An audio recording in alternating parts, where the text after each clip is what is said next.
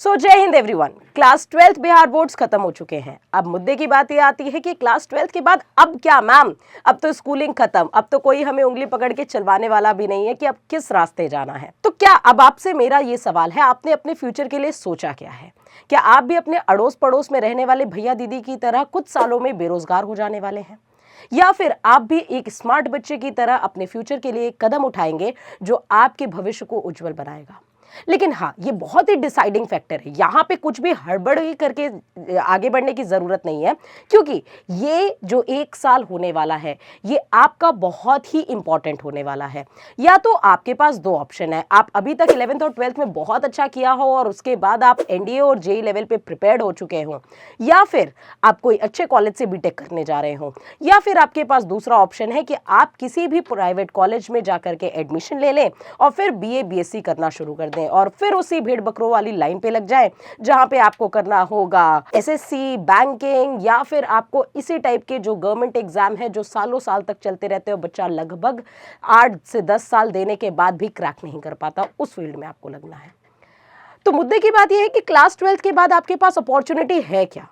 पहले उन अपॉर्चुनिटीज की बात करेंगे और फिर उन गलतियों की बात करेंगे जो आपको इस वीडियो में ध्यान से सुनना है, जो अवॉइड करनी है आपको अपनी लाइफ में और आपको बेरोजगार नहीं रहना है। तो सबसे पहली चीज, क्लास 12th के बाद अगर आपने भी पीसीएम सेक्शन लिया है तो आपके पास एनडीए का ऑप्शन हमेशा खुला है। एनडीए के ऑप्शन के लिए आप बायोलॉजी से हो, चाहे आर्ट से हो, चाहे कॉमर्स से हो, आप हर स्ट्रीम से एनडीए को अप्लाई कर सकते हैं। तो सबसे पहले गोल्डन अपॉर्चुनिटी आपके सामने एनडीए आती है, जिसका एग्जाम जो है वो आपके सामने अप्रैल और सितंबर में देखा जाता है। अगर आपने अप्रैल वाले अटेम्प्ट का फॉर्म भर रखा था तो अभी भी आपके पास एक स्कोप है जिसको आप टारगेट कर सकते हैं। लेकिन यहीं पर वो बच्चे आएंगे जिनको पता ही नहीं है कि एनडीए का सिलेबस क्या है या क्या पूछा जाता है। डेफिनेटली वो इन 2 महीने में तो कभी भी एनडीए क्रैक नहीं कर सकते हैं। लेकिन अब बात यह आती है, तो फिर मैम हम करें क्या? आपको टारगेट करना चाहिए सितंबर का अटेम्प्ट, और अभी भी आपके पास एक अच्छा खासा समय है, जहां पे अगर आप एक प्रॉपर बैच में एनरोल हो जाएंगे तो इस 6 से 7 महीने में आप एनडीए की अच्छी तैयारी करके अपने भविष्य को उज्जवल कर सकते हैं। दूसरी अपॉर्चुनिटी आपके सामने आती है जेई की। जेई को हल्के में मत लीजिए, जेई के थ्रू भी आप डिफेंस में जा सकते हो। जेई अपने में आपको अच्छे खासे कॉलेज प्लेसमेंट्स देता है। तो अगर आप जेई का एग्जाम दे चुके हैं जनवरी में या नहीं भी दिया है तो आपके पास अप्रैल अटेम्प्ट है, अभी भी फॉर्म के एप्लीकेशन स्टार्ट है, तो जा करके फॉर्म भर दीजिए। अब कुछ बच्चे होंगे, मैम हमने पढ़ा ही नहीं, हम फॉर्म भर के करें क्या, आगे हमारा स्कोप क्या है? तो आपके पास फिर से 1 साल का समय बचता है जहां आप जेई को फिर से टारगेट कर पाएंगे और आपको अगले साल भी जनवरी और अप्रैल में जेई का एग्जाम देने का मौका मिलेगा।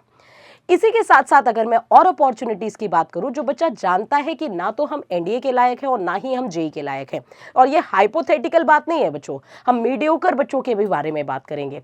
आपके पास स्ट्रीम खुलती है air force XNY group, navy SSR-MR और आईसीजी GD एंड DB की, जहां पे अगर आपने प्रॉपरली अपनी फील्ड्स को चुना हुआ है, प्रॉपरली अपनी फील्ड में अगर आपने 2 से 3 महीने भी दे दिए तो आप एक अच्छी खासी वैकेंसी में अपनी जगह बना सकते हैं। 4 साल का जो ग्रेजुएशन होगा वो भी गवर्नमेंट आपको करा के देगी, गवर्नमेंट के खर्चे में, और आपको स्टाइफन भी मिलेगा। और अगर आप अच्छे निकले अपनी फील्ड में तो आप परमानेंट भी हो जाएंगे। तो अब मुद्दे की बात आती है कि आपके पास एयरफोर्स XNY भी खुल गया, नेवी SSR-MR भी खुल गया और आईसीजी GD DB की भी फील्ड खुल चुकी है। एक सबसे बड़ा सवाल जो समाज आपसे पूछता है कि क्या क्लास 12th के बाद घर बैठोगे? जवाब उनके लिए यह होना चाहिए कि क्लास 12th के बाद 1 साल घर में बैठना कहीं ना कहीं बहुत बेहतर है किसी भी घटिया कॉलेज से बीए और बीएससी करने के बाद जिंदगी भर बेरोजगार बैठने से। ये आपका पीक टाइम है। मुझे लगता है इस पीक टाइम में आपको 1 साल का ड्रॉप लेना पड़े तो आपको ड्रॉप लेना चाहिए, और उस ड्रॉप को लेने के बाद आपको अपना 1 साल बहुत ही सुनहरा बनाना चाहिए जो आपका भविष्य बहुत अच्छा करेगा। बीए बीएससी करने के बाद आज की डेट में जॉब अपॉर्चुनिटीज खत्म हो चुकी है, जहां एक बच्चा टीचिंग फील्ड के बारे में सोचने लगता है या रिसर्च फील्ड के बारे में सोचने लगता है। रिसर्च फील्ड की अगर हम बात करें तो कम से कम आपको अपने जीवन में 27 से 28 29 साल से पहले कोई भी जॉब नहीं लगने वाली है, और उसमें भी अगर आपको जॉब लगी तो आप ये समझिए कि जॉब लगने की पहली बात तो गारंटी ही बहुत कम है, वो उसमें भी आपके जितने भी कॉम्पिटिटर्स होंगे उसमें 0.1% 0.2% की जॉब लगती है, बाकी सब किसी न किसी प्राइवेट इंस्टीट्यूट को ज्वाइन करके अपना जीवन यापन कर रहे होंगे। लेकिन उसके अलावा अगर हम बात करें, आपके लिए जो ब्रिलियंट फील्ड है वो है बीटेक कर लेना। बीटेक को मुझे लगता है आपको अच्छे कॉलेज से अप्लाई कर देना चाहिए। आप 1 साल का ज़रूर ड्रॉप ले और अपने बारे में बहुत ही अच्छी तरीके से सोचिए कि आपको किस फील्ड में काम करना है। नेक्स्ट इंपॉर्टेंट बात कि आप अगर अपने क्लास 12th को अच्छे से कंप्लीट कर चुके हैं, आपको पूरा कॉन्फिडेंस है कि आप क्लास 12th पास कर जाएंगे, तो अब मौका है, आपके लिए आ चुका है पूरे चीज़ों का निचोड़। आपके लिए आ रहा है बोर्ड्स को हटाने के बाद, यानी बोर्ड्स अगर आपने क्लियर कर लिया है तो एक ऐसा बैच जहां पे आपको लाखों लाख रुपए बर्बाद करने की ज़रूरत नहीं पड़ेगी। एक ऐसा बैच जो आपको एनडीए के साथ जेई या फिर अगर आप बायोलॉजी स्ट्रीम से हैं नीट और सीयूटी की प्रिपरेशन कराएगा। यानी एक ऐसा एफोर्डेबल बैच जो आपको हर एक सेक्टर पे मजबूत कराने वाला है। कई बार जेई बोलते बोलते कई मीडियोकर बच्चा इन्फ्लुएंस होकर के जेई के बैच में एडमिशन लेता है, लेकिन ना तो वो घर का रहता है ना तो घाट का रहता है।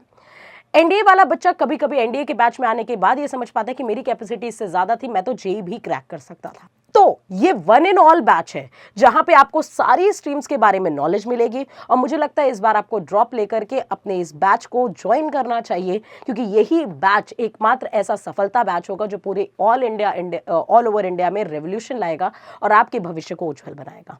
और आपके जो छोटे भाई बहन हैं जो ऑलरेडी 10th में है या 9th में है, उनको भी जागरूक बनाएं कि जो गलती आपने की है 1 साल ड्रॉप लेने की, अगर आप भी जागरूक हो गए होते क्लास 11th से ही और क्लास 11th और 12th में ही आपने अपनी प्रिपरेशन कर ली होती तो आज आपको ये फेस ना करना पड़ता।